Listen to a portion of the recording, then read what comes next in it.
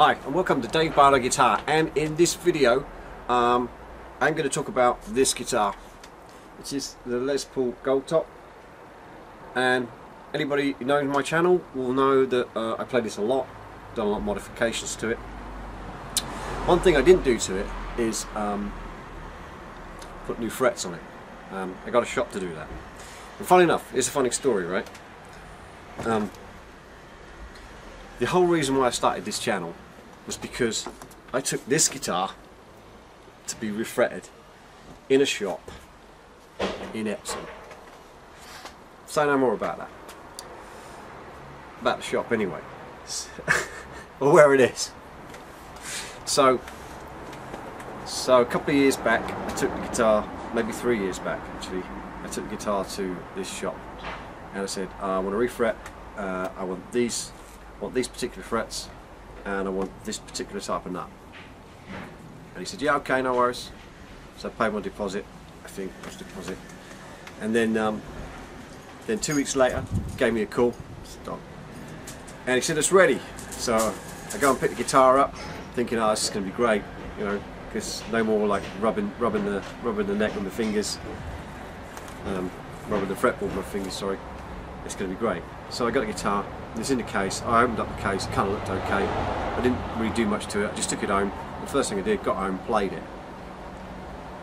It was awful. It was awful. The frets were all over the place.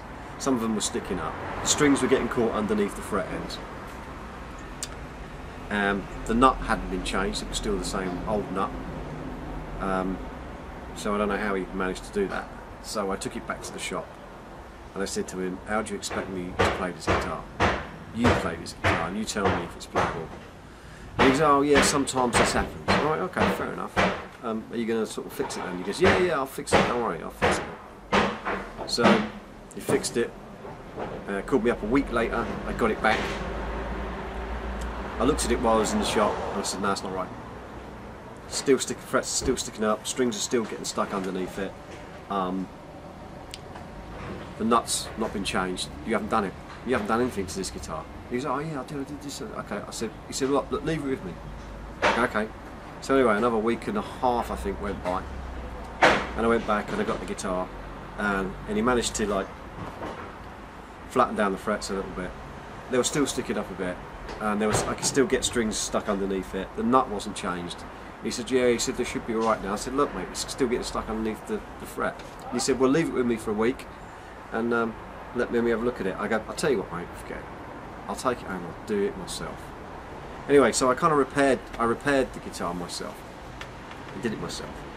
But a couple of years down the line now, bit of hot weather, everything else, and the frets are just falling out to pretty much. They're just coming unstuck. They're kind of coming up. I mean, yeah, I mean you do get wear and tear on guitars, but like this has only been done what, a couple of 3 years. The frets are wearing really fast, so I don't know what frets they're putting in them. They're really wearing fast. I mean, I'm pretty much to the point where I won't even bother, you know,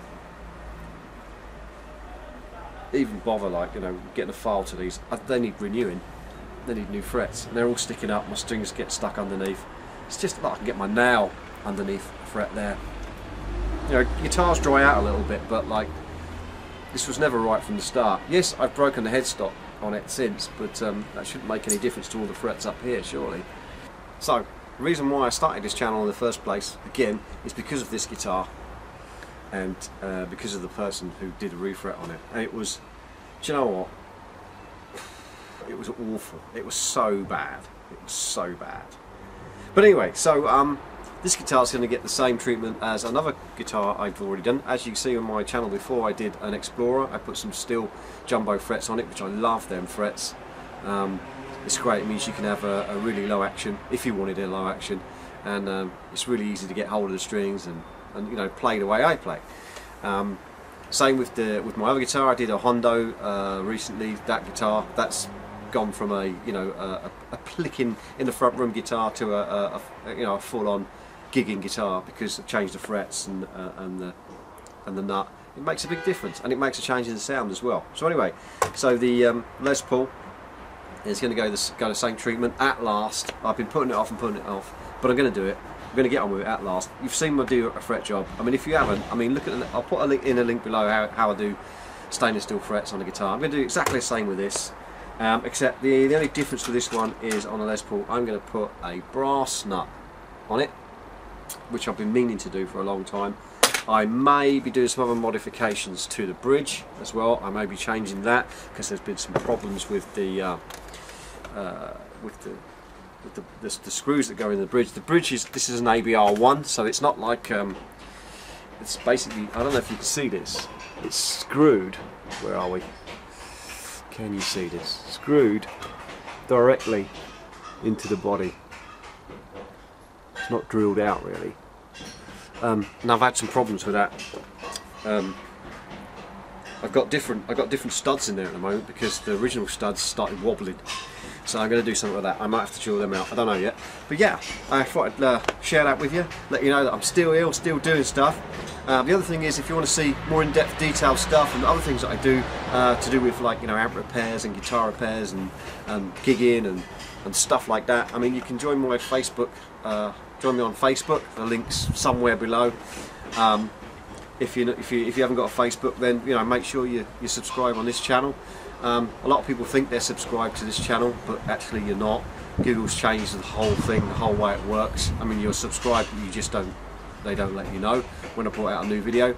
There's a little bell thing. You've got to click on the bell and ask Google to send you an alert when I put a new video up. You don't have to do that, but you can do that. But anyway, thanks for watching, thanks for bearing with me, and I'll catch you later.